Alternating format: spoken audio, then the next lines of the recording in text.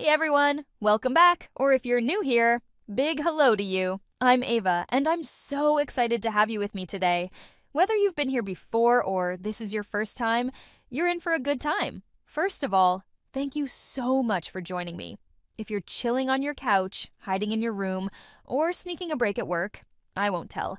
I'm just glad you're here. Today's adventure is packed with mystery, excitement, and let's be real, probably a few laughs from me, because I can't resist. If you're new, welcome to the family. If you've been around a while, grab your detective hat because we're diving into some seriously fun chapters today. So grab your snack, get comfy, and let's jump in and make this a great time together. The stolen Roadster. The auto brakes squealed. The driver of the oncoming car swung the wheel viciously about. For a moment, it appeared that the wheels would not respond. Then they gripped the gravel, and the automobile swerved, then shot past. Bits of sand and gravel were flung about the two boys as they crouched by their motorcycles at the edge of the embankment. The car had missed them only by inches. Frank caught a glimpse of the driver, who turned about at that moment, and in spite of the speed at which the automobile was traveling, and in spite of the perils of the road, shouted something they could not catch at them and shook his fist.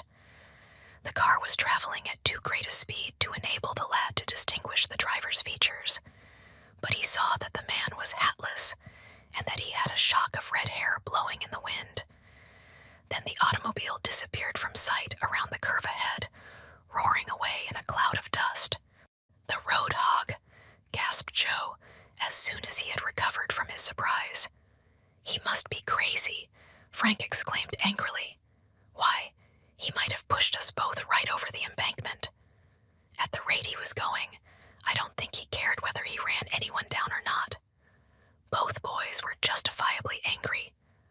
On such a narrow, treacherous road, there was danger enough when an automobile passed them traveling at even a reasonable speed.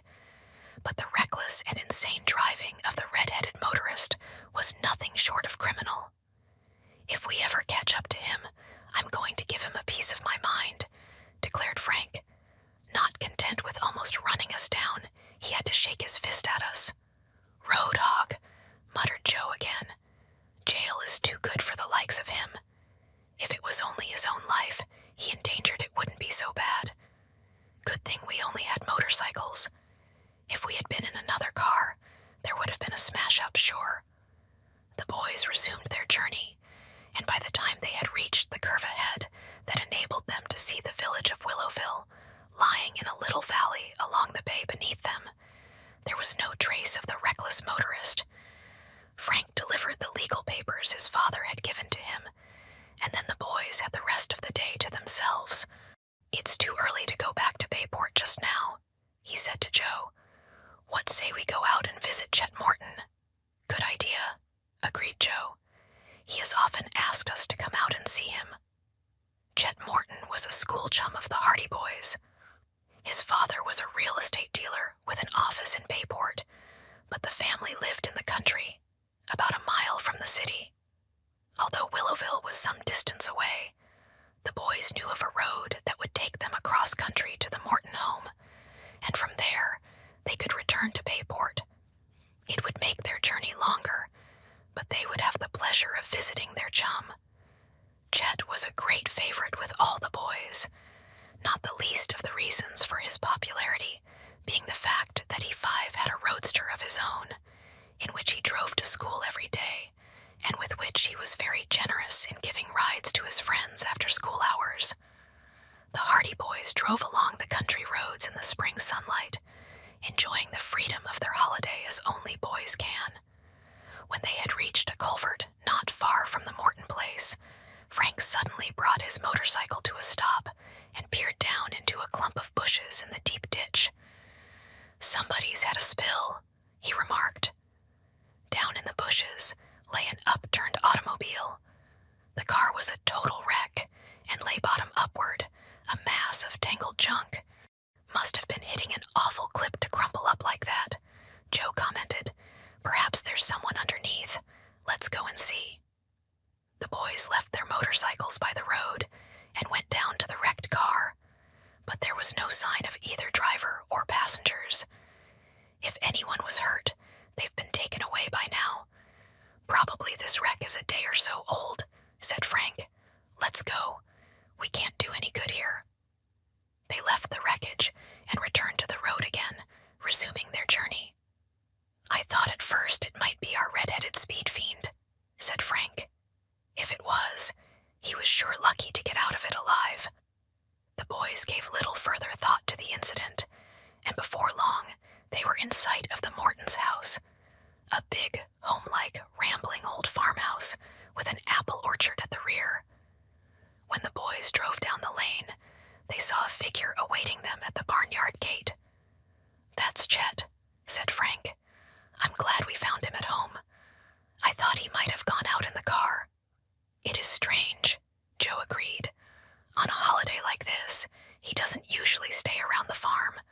As they approached, they saw Chet leave the gate and come down the lane to meet them.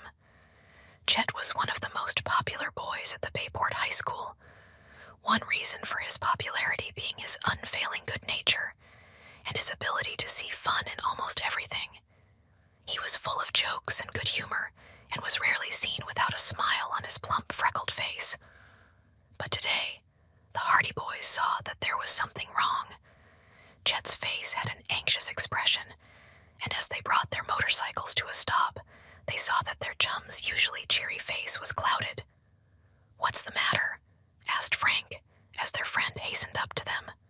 You're just in time, replied Chet hurriedly. You didn't meet a fellow driving my Roadster, did you? The brothers looked at each other blankly. Your Roadster? We'd recognize it anywhere. No, we didn't see it, said Joe. What's happened? It's been stolen. Stolen? 6. An auto thief stole it from the garage not half an hour ago. He just went in as cool as you please and made away with the car. The hired man saw the Roadster disappearing down the lane, but he supposed I was in it, so he didn't think anything of it. Then he saw me out in the yard a little while later, so he got suspicious, and the Roadster was gone. Wasn't it locked? That's the strange part of it. The car was locked, although the garage door was open. I can't see how he got away with it. A professional job, commented Frank. These auto thieves always carry scores of keys with them, but we're losing time here. The only thing is to set out in pursuit and to notify the police. The hired man didn't see which way the fellow went, did he? No. There is only the one road, and we didn't meet him, so he must have taken the turning to the right at the end of the lane. We'll chase him, said Joe. Climb onto my bike, Chet. We'll get the thief yet. Wait a minute, cried Frank suddenly. I have an idea. Joe, do you remember that car we saw wrecked in the bushes? Sure. Perhaps the driver stole the first automobile he could lay his hands on after the wreck. What wreck was that? Asked Chet. The Hardy boys told him of the wrecked car they had found by the roadside. It had occurred to Frank that perhaps the smash-up might have occurred just a short while before, and that the driver of the wrecked car had resumed his interrupted journey in a stolen automobile. It sounds reasonable, said Chet. Let's go and take a look at this wreck. We can get the license number, and that may help us find the name of the owner.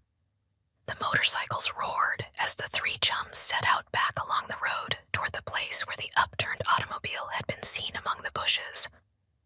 The boys lost no time in reaching the place, for they realized that every second was precious, and that the longer they delayed, the greater was the advantage to the car thief. The car had not been disturbed, and apparently no one had been near it since the boys had discovered the wreck. They parked their motorcycles by the roadside and again went down into the bushes to examine the wrecked car. To their disappointment, the car bore no license plates. That looks suspicious, said Frank. It's more than suspicious, said Joe, who had withdrawn a little to one side and was examining the automobile from the rear. Don't you remember seeing this car before, Frank? It didn't occur to me until you mentioned the matter of license plates. I have been wondering if this isn't the same car that passed us on the shore road at the curve, replied Frank slowly. It is the same car. There's no doubt of it in my mind.